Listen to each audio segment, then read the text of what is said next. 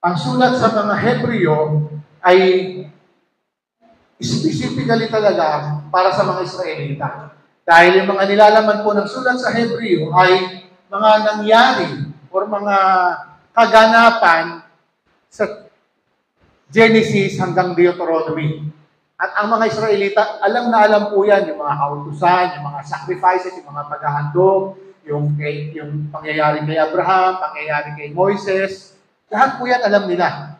Kaya po yung mga bagay na binabanggit dito sa mga kabanata ng sulat sa Hebreo ay intinding-intindi o alam na alam po ng mga Israelita o ng mga Hebreo. At ang layunin nga po ng sumulat, sino ba sumulat? Hindi po naging tiyak kung sino ang sumulat. Pero ang mahalaga po, ang sulat sa mga Hebreo ay nagmula sa Diyos. Ginabayan at pinatubayan ng banal na Espiritu ang sumulat upang maiparating sa mga Hebreo ang nais iparating ng Diyos at gayon din hanggang sa panahon po natin ay nagiging kapaki-pakinabang po ang nilalaman ng sulat na ito. Ang layunin ng sumulat upang ipakilala, higit pang lalong maipakilala ang Panginoong Yesus sa kanilang mga buhay. At gayon din to encourage yung mga mananampalatayang Israelita na magpatuloy lamang sa kanilang pananampalataya sa Panginoong Yesus kahit na ang dami nilang pinagdadaanan nila. Sabi ko nga po nung isang linggo, ang iba po sa mga Israelita na Kristiyano o sumampalataya sa Panginoong Yesus ay parang naiisip na nila na bumalik na lang sa kanilang dating relihiyon. Talikuran na ang pagiging Kristiyano, bumalik na lang sa kanilang pagsunod sa kautusan, paghahandog ng mga hayop. Nisip na ganito lang, gano'n lang gawin natin. Nakikipag-ugnay naman tayo sa Diyos kapag ginagawa natin yan. Pero dito ay sinulat po ng sumulat na para sa mga kapatid, magtiis na lang kayo. Manatili kayong tapat nakakapit sa Panginoong Yesus dahil ito yung dapat, ito yung mabuti. Tapos na yung pagsunod sa kautusan. Tapos na yung paghahandog ng mga hayop dahil may naghandog, walang iba kundi ang ating Panginoong Yesus. Hinandog niya na ang kanyang buhay. Lahat ng seremonya na yan, na-fulfill na ni Jesus Christ. Kaya ang mga tao, kailangan kanino na lang titingin. Sinasabi ng sumulat sa ating Panginoong Yesus na lamang. At gayon din, ipinahayag sa mga talata, actually sa mga kabanata, na ang ating Panginoong Yesus ay higit na dakila. Una sa mga anghel, kay Moises, sa mga propeta, mas dakila siya sa mga paghahandog na nangyari. At ngayon po, pag-uusapan po natin yung kadakilaan ng ating Panginoong Hesus na higit kaysa sa mga anghel. Binibigyan din po ng sumulat dito na ang ating Panginoong Hesus ay higit na dakila kaysa sa mga anghel. Oo, ang mga anghel po ay makapangyarihan.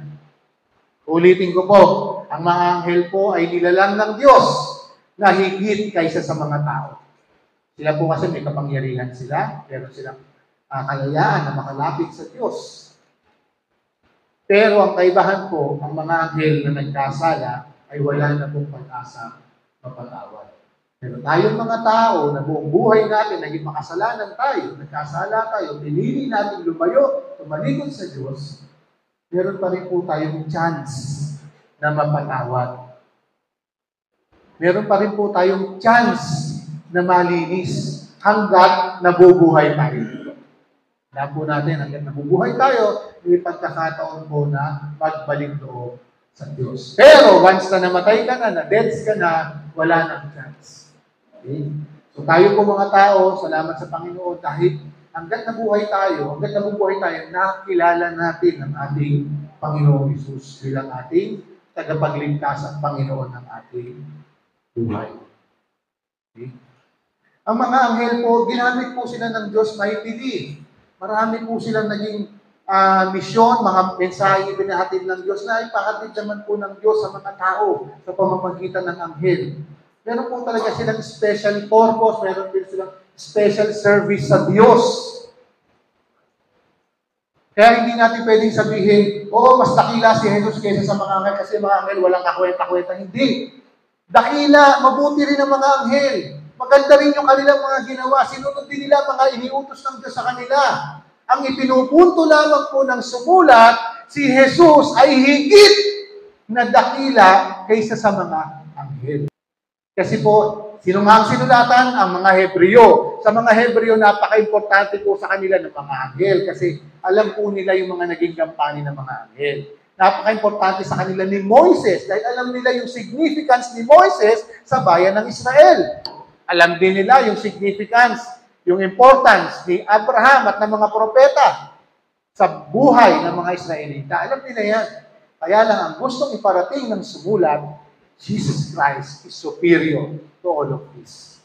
Okay? Hindi sinasabi ng sumulat na walang kakwenta-kwenta sila Abraham, sila Moises, sa mga propeta. Hindi na sinasabing gano'n. Mahalaga sila, mabuti sila, dahil hindi rin naman sila gagalaw kung hindi sila inutusan ng Panginoon. Hindi sila inutusan ng Diyos. Kaya mabuting bagay din sila. It's just that Jesus Christ is better, is superior, is greater than all of this. Okay? Kasi po yung mga Israelita po sa buong buhay po nila, doon sila nakatingin. Nakatingin sa anghel, nakatingin sa mga propeta, nakatingin kay Moises, nakatingin sa paghahandog ng sakripisyo, pag-aalay, pagsusunog, pagpatay ng doon sila nakatingin. Pero ito po ang gustong basagin. Ito yung gustong baguhin ng sumulat ng sulat sa mga Hebreo. Okay? Susundan niyo po, no?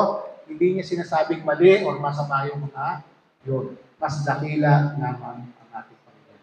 Hebrews chapter 1 verse 14 po ito. 14 verses po ang chapter 1. Noong una nangusap ang Diyos sa ating mga ninuno sa iba't ibang panahon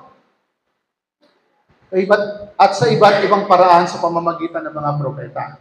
Ngunit itong mga huling araw, siya'y nagsalita sa atin sa pamamagitan ng kanyang anak.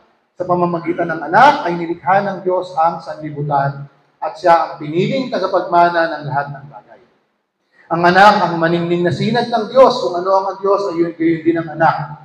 Siya ang nag-iingat sa lahat ng bagay sa pamamagitan ng kanyang makapangyarihang salita. Pagkatapos niyang linisin tayo sa ating mga kasalanan, siya ay pumupo sa kanan ng makapangyarihang Diyos doon sa langit. So dito po, ulitin ko, binanggit ko na last week, ine-establish po ng sumulat kung sino ang Panginoong Hesus, gaano siya kadakila, ano ang kanyang ginawa.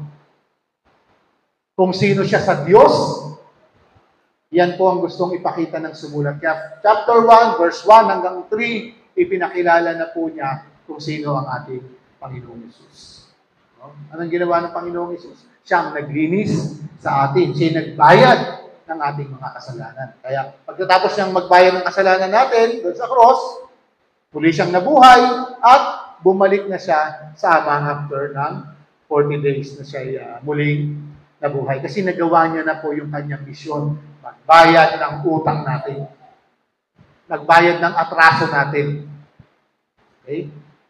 At sinasabi din dito ng sumulat ng ating Panginoong Hesus, kung sino ang Diyos daw, ay ito rin ang ating Panginoong Hesus. Kung baga sa tinitignan mo yung araw, araw yan. Pero nakikita mo yung paligid ay maliwanag. Sinong dahilan yan? Ang araw. Diba? Ganon din ang Diyos. Kaya sabi ni Jesus Christ, di ba? Ako at ang Ama ay iisa. Sa John chapter 10 verse 30. Kaya po yung mga nagsasabi, hindi naman sinabi ni Jesus Christ na siya ay Diyos. Kasi hindi naman talaga nila alam ang sinasabi ng kasulatan. Marami pong tao na nag-speculate, alam nila yung sinasabi ng Bible. Pero ang katotohanan, wala silang alam. Sinasabi nila, yung namin basahin ng Bible, kasi yung Bible naman, contradicting itself eh. Sige, maghanap ka ng bahagi ng Bible na kinokontra niya ang sarili niya. Wala. Okay? Marami pong madaling magsabi, di ba? Pero hindi naman nila alam yung kanilang mga sinasabi. Okay? At ganyan din, sinabi ng Panginoong Hesus, John chapter 14, verse 9, tinatanong ni Philip, kailan po ba namin nakikita ang Ama? Sabi ng Jesus. Nakita niyo na ako, ibig sabihin, nakita niyo na rin ang Ama.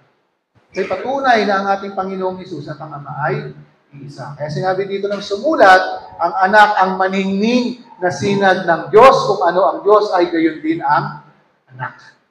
Siya ang nag-iingat sa lahat ng bagay sa pamamagitan ng kanyang kapangyarihan salita. Verse 4 hanggang 6, ang anak ay ginawang higit na dakila kaysa mga anghel. Ano po, yung pinupunto ko kanina, no? Ang anak ay ginawang higit na dakila kaysa mga anghel, tulad ng pangalan na ibinigay sa kanya ng Diyos, ay higit na dakila. Sapagkat kailanman ay hindi sinabi ng Diyos sa sino mga anghel, ikaw ang aking anak. Mula ngayon, ako ang iyong ama. Ni hindi rin sinabi sa kanino mga anghel, ako ay kanyang magiging ama at siya ay magiging anak ko. At nang isugo na ng Diyos ang kanyang panganay na anak sa sanlibutan, ay sinabi niya, dapat siyang sambahin ng lahat ng anghel. So dito po, may mga kinote na naman po yung sumulat. Actually, yung mga kinote naman niya, nasa Psalm, sa awit. Okay? Na sinasabi sa Panginoong Hesus nang sinabi ng Diyos ito, na ikaw ang aking anak. Tandaan niyo po, nung binautismo si Jesus Christ, nakita ni John the Baptist, di ba? Saan nagsalita ang ama, habang si Jesus Christ ay nasa tubig, binabautismohan. Ito ang pinakamamahal kong anak, na lubos kong kinalulugdan. Dahil ang Diyos mismo ang nagpapatunay kung sino ang Panginoong Hesus. At sinasabi ng sumulat dito, kaya mas dakila ang Panginoong Hesus kaysa sa mga anghel. Dahil si Jesus Christ lamang po ang sinabihan ng Diyos na ikaw ang aking anak. May isang instance pa po, nung nasa bundok po ang mga alagad kasama ang Panginoong Hesus. Nakita po nila Pedro, nila James, saka ni John, si Jesus Christ kasama si Moises at saka si Elias. Nakita nila, nagsalita ang Diyos. Ito ang aking anak. Lubos kong kinalulugdan. Pakinggan ninyo siya. Sino nagsabi? Ang Diyos. Sino pinatutukuyan niya? Si Jesus Christ. Okay? So dito po, sa mga talata po nito, sinabi ng sumulat na ang Panginoong Hesus ay higit na dakila sa mga anghel. Pero higit na dakila sila sa ating mga tao. Tandaan po natin yan, huwag natin kalilimutan. Higit na dakila sila. Kasi tayo wala tayong kapangyarihan. Okay? Kailan lang tayo nagkaroon ng kapangyarihan? Nang tinanggap po natin ang banal na spirito nang tayo sumampalataya sa Panginoong Hesus. Nakakalipad na ba tayo parang anghel? Makakatagos ba tayo sa pader? Pabubuhat ba natin yung isang truck? Hindi! Anong kapangyarihan ito? Kapangyarihan, gawin yung mga bagay na pinagagawa ng Diyos. Humayo, ipahayag ang mabuting balita. Kung dati wala kang kakayanan magsalita ng maayos ng pahayag, ang kapangyarihan ng banal na spirito ang magbibigay sa iyo ng kakayanan upang magawa. Wala kang kapangyarihan pigilan yung masasamang ugali mo, yung mga masasamang gawin mo. Pero ang kapangyarihan ng banal na spirito ang tutulong sa iyo na ikay maging mahinahon, na maging mabuti, na magpigil sa sarili. Yan po yung kapangyarihan na nanggagaling sa banal na spirito. Hindi superpowers. Pero ang anghel po, meron po silang kapangyarihan higit kaysa sa atin. May lakas po sila, nakakapunta sila sa langit, nakakapunta sila dito sa lupa, nagpapakita sa tao kung gugustuhin nila, kung ayaw na magpakita, hindi sila makikita ng tao. Tayo pong mga tao, as is lang. Okay? Higit po na dakila ang Panginoong Hesus kaysa sa mga anghel. Okay? At ito po, never po na sinabi sa Bible, from cover to cover, wala pong makikita sa Bible na sinabihan ng Diyos ang kanyang nilalang na anghel na ikaw ay aking anak. Wala po na. Isa lamang po ang sinabihan ng Diyos niyan, si Jesus Christ lang. Mga Kristiyano, binigyan tayo ng karapatan na maging anak. Bakit? Dahil sinabi doon sa talata John 1:12, tinanggap natin, sinampalatayanan natin si Jesus bilang ating Panginoon at tagapagligtas. Kaya meron na po tayo karapatan tawaging anak o maging anak ng Diyos. Pero sa mga anghel po, hindi po nangyari yan. Sila po ay nananatili na mga naglilingkod sa Diyos. Hanggang ngayon po, may mga pagkakataon na kumikilos po ang mga anghel na inuutusan sila ng Diyos, lalo na po sa ating mga Kristiyano. Inutusan din ng Diyos ang mga anghel na sambahin. Sino daw? Ang ating Panginoon Jesus. Ang mga anghel po, hindi po sila tumatanggap ng pagsamba. Pero ang mga anghel, inutusan ng Diyos na sambahin sino? Ang ating Panginoon. Tandaan nyo, sabi ni John, nung nakita niya yung revelation, yung kapahayagan sa kanya, sinasambay niya yung anghel. Ang sabi ng anghel sa kanya, huwag mo akong sambahin. Sa revelation, huwag mo akong sambahin dahil ako'y katulad mo rin na alipin, ako'y katulad mo rin na lingkod. So, ang karapat-dapat lang nasambahin ay ang Diyos. At inutos ng Diyos sa mga anghel na sambahin ng mga anghel sino? Ang kanyang nag-iisang anak ng ating Panginoon. Verse 7 to 12. Tungkol naman sa mga anghel, sinabi niya, ginawa niyang hangin ang kanyang mga anghel at ningas ng apoy ang kanyang mga lingkod. Ngunit tungkol sa anak ay sinabi niya, ang iyong trono o Diyos ay magpakailanman. Ikaw ay maghaharing may katarungan, katarungay iyong mahal. Sa masamay na bumuwi, kaya naman ang iyong Diyos, tanging ikaw ang pinili. Higit sa sino mang hari, kagalakan, katangi-tangi. Sinabi pa rin niya, Panginoon, nang sa pasimula nilikha mo ang sanlibutan, at ang mga kamay mo ang siyang lumikha ng kalangitan. Maliban sa iyo, lahat ay lilipas. At tulad ng damit, lahat ay kukupas. At ililikod mong gaya ng isang balabal, at tulad ng damit, sila ay papalitan. Ngunit, mananatili ka, hindi magbabago, walang katapusan ang mga tao.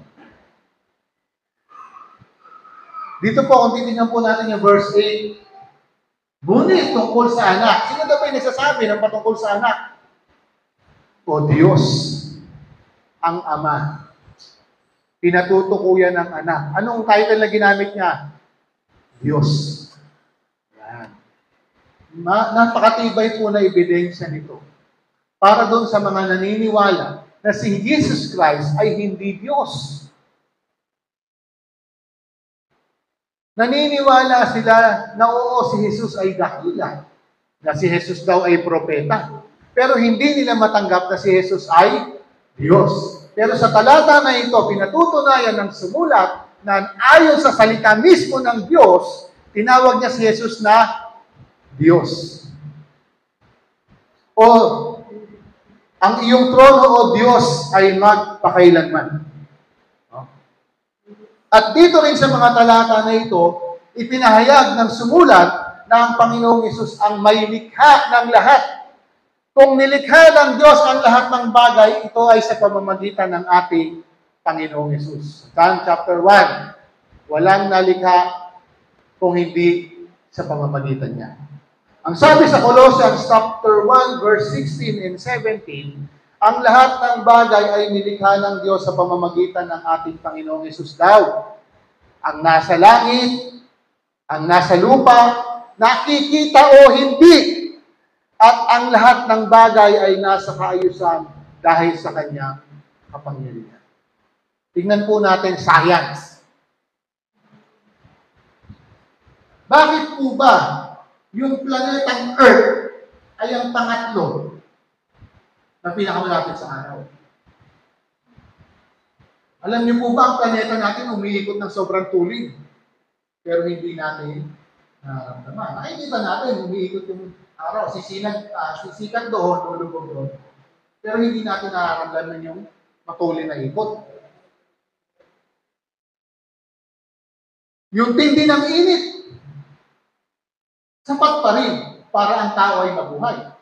Hindi tayo masyadong malapit o konting lapit pa, hindi tayo masyadong malayo o konting layo sa araw. Kasi ito yung perfectong disenyo ng Diyos para sa buhay sa mundo na ito. Talking about science, mga kapatid. Yung gravity, yan ating nakatungtong tayo, hindi tayo palutang-lutang. Sakto lang yan. Hindi siya masyadong mahina, hindi siya masyadong malakas. Kasi yung disenyo ng Diyos sa katawan natin, sakto sa gravity na yan. So, yung lahat ng bagay po, no? Hanggang kalit-liit ang detalye ng buhay ng tao. Ito ay sa perpektong disenyo at kapangyarihan. Pero marami pong nagmamatalino na pinasisinungalingan ang lahat ng sinasabi ng banal na kasulatan. Nagkaroon daw ng lahat dahil merong sumabog. Nagkaroon ng chapel kasi may sumabog. Tama ba yun? Isinilang ka sa mundo dahil may sumabog. Hindi. Dahil binigyan ka ng Diyos ng buhay. Dahil po ito sa kapangyarihan ng Diyos. So, pinakikilala ng sumulat na ang Diyos ang may likha ng lahat, ang lahat ay nasa kaayusan dahil sa kanyang kapangyarihan. What if bumitaw ang Diyos? What if bumitaw ang ating Panginoong Hesus sa kalikasan na lang? Yung pag-ikot na lang ng ating planeta, yung gravity, hayaan niya na lang sumobrang lakas o sumobrang hina, malamang ang hakbang natin, hindi natin na maitaas yung paa natin. O maaaring unting lulutang na. Marami pong magiging problema. Pero dahil po sa perpektong disenyo at sa kapangyarihan ng Diyos, ang lahat ng bagay ay nasa ayusan. At sinabi rin dito sa mga talata na ang Panginoong Hesus ay walang hangganan. Hindi po siya natapos kung siya'y napako sa krus na matay, inibibig, walik na sa lahat. Hindi po. Bago pa magkaroon ng panahon, ng oras, nandun na po ang Panginoong Hesus. Hanggang sa matapos po tayong lahat, nandun po ang Panginoong Hesus. Wala pa sa existence ang time, nandun na po siya. In the beginning was the Word. The Word was with God, and the Word was God. So, binibigyan din po dito ng sumulat kung sino ang ating Panginoong Hesus. Hindi siya magbabago. Binanggit din po yan sa mga, kung ako nakamali sa chapter 13. Hindi po nagbabago ang Diyos kahapon, ngayon at bukas. Kung gaano siya kabuti noon, gaano siya katapat noon, paano siya tumutugon sa mga panalangin noon, at siyempre, kung gaano siya kabanal noon, hanggang ngayon, hanggang sa darating na panahon, hindi po siya nagbabago. Kaya po, ang paraan ng kaligtasan, hindi din po talaga magbabago. Dahil ang Diyos natin ay hindi po nagbabago. Okay, verse 13 to 14. Kailan may hindi sinabi ng Diyos sa anumang anghel o sa sino mang anghel, maupo ka sa kanan ko, hanggang lubusan kong mapasuko sa iyo ang mga kaaway mo. Ano ang mga anghel kung ganoon? Sila ay mga espiritu naglilingkod sa Diyos at mga isinugo upang tumulong sa mga maliligtas. Okay, napakalinaw po, no? Una, wala pong sinabihan ng Diyos na kahit sinong anghel, mapadakila o popular na anghel man yan, wala siyang sinabihan, okay, Angel Michael, the archangel, sit on my right throne. Si Gabriel, wala din. Lalo si Lucifer. Kasi si Lucifer, sa umpisa pala, nagkasala na naipatapo na siya. So never po nagsabi ang Diyos sa isang anghel, umupo ka sa aking kanan. Sino lang ang sinabihan niya? Walang iba kundi ang ating Panginoong Hesus lamang. Maupo ka sa aking kanan. Kaya po, di ba, pag binabasa po natin yung Matthew, Mark, Luke, and John, pagbalik ng Panginoong Hesus sa langit, sa piling ng Ama, saan siya? He's seated at the right hand of the Father. Si Stephen po, nung binabato hanggang mamatay, nakita niya bumukas ang langit. Sino nakita niya? Ang Panginoong Hesus nasa kanan ng Ama. Okay? Ganito po binibigyan din ng sumulat kung sino ang ating Panginoong Hesus. At gayon din, no? Sino yung mga anghel? Ano yung kanilang kampanya? Sino yung nagpapatuloy na naglilingkod sa Diyos? At may special reasons, may special purpose sila. Para kanino daw? Para sa mga maliligtas, para tumulong. Okay, so hindi natin nakikita, pero may angel na pinadala ang Diyos para tumulong sa atin. Di ba yung mga baby, pag nahulog, pag nakita natin, iyak sila. Pero pag nahulog sila, hindi natin nakita, hindi sila iyak. Maaari, di ba? Nakasanayan natin, ay, sinalo siya ng kanyang guardian angel. Pwede naman. Kasi bakit gano'n? Kung hindi mo nakita na, ang taas ng pinaglagalagan sa kama, ba't di man lang umiyak? Parang, cute-cute pa rin. Pero pag nakita mo na, kasi, iiyak yung bata kasi hindi kang diba? So may special po na purpose ang Diyos para sa atin. Tayong mga maliligtas, sabi nga dun sa sinulat, no? Tayong mga sumampalataya, mayroong special na tulong na ginagamit ang Diyos para sa atin sa pamamagitan ng mga anghel. Hanggang ngayon po, nagpapatuloy po sila na maging lingkod ng Diyos. Okay. So dito po sa chapter po na ito, no, pinakita po ng sumulat o ipinag-uugnay ng sumulat yung kapangyarihan ng Panginoon. Ang kapangyarihan ng Diyos, ng Panginoong Hesus, na lumikha ng lahat ng bagay. At ang lahat ng nilikha ay nasa kayusan dahil sa kanyang kapangyarihan at kasama po dito yung inuugnay niya ang kapangyarihan ng Panginoong Hesus na magligtas. Wala pong nakagawa niyan para sa tao. Siya lamang, ang Panginoong Hesus lamang ang nakagawa niya. Ibinigay niya ang kanyang sarili, ipinako siya doon sa cross, namatay, inilibing, at muling nabuhay sa ikatlong araw. Kaya ito yung dapat paniwalaan ng tao eh. Ito yung dapat sampalatayaan ng tao. Yung ating Panginoong Hesus, yung kanyang ginawa. Hindi sapat na maniniwala kang, oo, namatay si Jesus Christ para sa kamatayan, sa kasalanan ko. Kasama sa pinaniwalaan mo na siya'y muling nabuhay sa ikatlong araw. Buo yan. Hindi pwedeng parang pizza, kukunin mo isang slice. Hindi, kukunin mo, buo yan, tatanggapin mo yan. Dahil ito yung kapangyarihan ng Panginoon upang tayo ay maligtas. Yung kanyang pagbabayad ay tinanggap ng Ama. Kaya nga ang ating Panginoong Hesus ay muling nabuhay upang tupding niya ang lahat ng kanyang mga pangako. At bilang Kristiyano, kung ano yung nangyari sa Panginoong Hesus, ito po ay inaasahan natin na mangyayari din sa atin sa darating na panahon. Pag namatay na po tayo, darating yung panahon tayo rin ay muling mabubuhay ng may bagong katawan.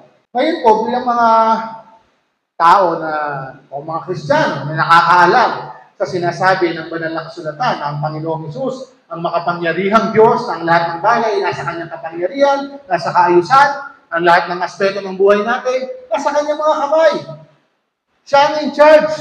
Kasi walang limitation ng kapangyarihan ng Diyos. Tama, naniniwala tayo lahat ng tama.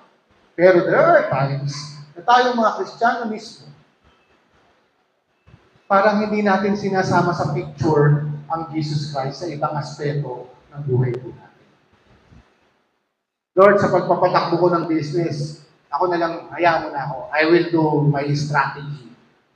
Lord, sa relationship ko na ito, kasi talagang kahit hindi siya Kristiyano pero gustong-gusto ko siya, Lord, ako na lang bahala. Panginoon, sa pangangalaga ko ng aking pananalapi, ako na bahala kung magkano ibibigay ko sa iyo. Sa anumang aspeto ng buhay po natin, kung naniniwala po tayo ng Panginoong Diyos ang makapangyarihan sa lahat, ang lahat ay nasa kanyang mga kamay, ipagkakatiwala po natin sa atin. Huwag po natin siyang i-exclude. Huwag po natin siyang isasantabi sa ibang mga nangyayari sa atin. Kasi kailangan po natin kasama ang Panginoong Hesus sa mga bagay na nangyayari sa buhay natin. Actually, kahit magkasakit ka, kahit umiyak ka, masaktan ka, malungkot ka, hindi mo pwedeng sabihin, pinabayaan na ako ng Diyos, ayaw na ng Panginoon sa akin. Hindi niya na ako mahal kasi ganito. Hindi. Meron po siyang layunin. Kaya nga nandyan po yung salita ng Diyos ang nagre-remind sa atin, mabuti siya, mahal niya tayo, hindi siya nagpapabaya. Diba? Romans 8:28, we know all things, God works for our good. Okay? So, bilang mananampalataya, manatili sa puso at isip natin na ang Panginoon laging nandyan. Siya ang sentro lagi. Okay? Kung ito'y malaking isang bilog, yung mga aspeto ng buhay natin, siya yung pinaka nasa gitna. Hindi pa pwedeng, Lord, kung kasalabas, kasi ang dami ko nang intindihin sa buhay ko nito. Hindi. Siya yung pinaka gitna. Siya yung pinaka-importante. Siya yung pinaka-uunahin natin. Okay? Ganun po dapat tayo na mga Kristiyano. Ito yung gustong ipunto ng sumulat sa mga Israelita, sa mga Hebreo. At bilang mga mananampalataya sa panahon na to, yung mga sinasabi dito, kinakailangan din gawin natin. Tanggapin natin sa buhay natin na si Jesus ang makapangyarihan sa lahat. Si Jesus ay dakila kaysa sa mga anghel. Jesus ay dakila kaysa sa mga propeta. So on. Dito po sa chapter 1, actually hanggang chapter 2, binibigyang din na sumulat na si Jesus Christ po ay mas dakila kaysa sa mga anghel. Alam niyo po, sa kasalukuyang panahon, may mga kulto o may mga relihiyon na nagsasabi na si Jesus Christ po ay hindi Diyos. At ang iba naman nagsasabi si Jesus Christ ay kapatid ni Lucifer. Alam niyo ba yon?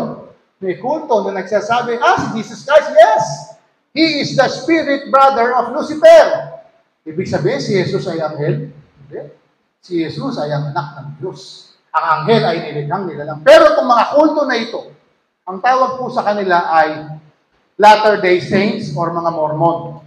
Naniniwala sila na si Jesus Christ ay kapatid ni Lucifer na naging si Satanas. Hindi po. Kasi hindi nila tinatanggap yung Christian Bible.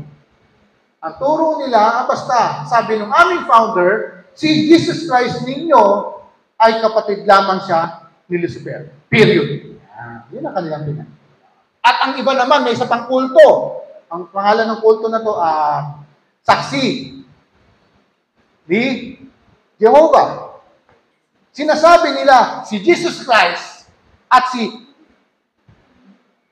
Michael, the Archangel, o si Miguel na Arkanghel, yung nando sa may boundary na San Miguel, may espada. No? Sabi nila, si Jesus Christ daw po at si Miguel na Arkanghel ay isa lang. So yun yung mga stand po nila. Malaking kasinungalingan, malaking kalokohan dahil ang ating Panginoong Hesus ay hindi siya nilikhang nilalang. Siya ang lumikha ng lahat. Siya ay naroroon na bago palikhain ang lahat. Kaya po ang ating Panginoong Hesus higit na dakila kaysa mga anghel. Yan ang sinasabi dito sa chapter 1. At hindi po talaga tumatanggap ang mga alam po ng mga anghel yan. Meron silang na kapag yung tao magpapatira pa sa harap nila upang sila sambahin, huwag mo akong sambahin. Kasi hindi ako Diyos. Pareho mo lang ako na alipin o lingkod ng Diyos. Okay? Hindi po sila tumatanggap ng pagsamba. Pero ang ating Panginoong Hesus, sabi ng Diyos sa mga anghel, sambahin niyo siya. At pag ang mga tao po sumamba, ang dapat sambahin lamang ay walang iba kundi ang tunay ng Diyos na karapat-dapat ng pagsamba natin. So dito po, mabalikan lang po natin, i-recap natin. Sa chapter 1, ipinakilala ng sumulat na ang ating Panginoong Hesus ay ang lumikha ng lahat ng bagay. Siya ang tumubos sa ating mga kasalanan. Higit na dakila kaysa sa mga anghel. Ang anak ng Diyos at ang Diyos mismo. Okay? Tandaan po natin. Baka magkamali kayo. Ang Diyos natin ay ilan? Ilang persona? 3. Ama, Anak, Espiritu Santo. Mulat dito, bigyan din niya na ang ating Panginoong Hesus ay ang anak ng Diyos. At ang tinawag ng Ama, ang ating Panginoong Hesus na Diyos ko. Okay? So malinaw. At gayon din, pinakita dito sa mga talata na ito na ang ating Panginoong Hesus ay walang pinagmulan dahil siya mismo ang simulan ng lahat.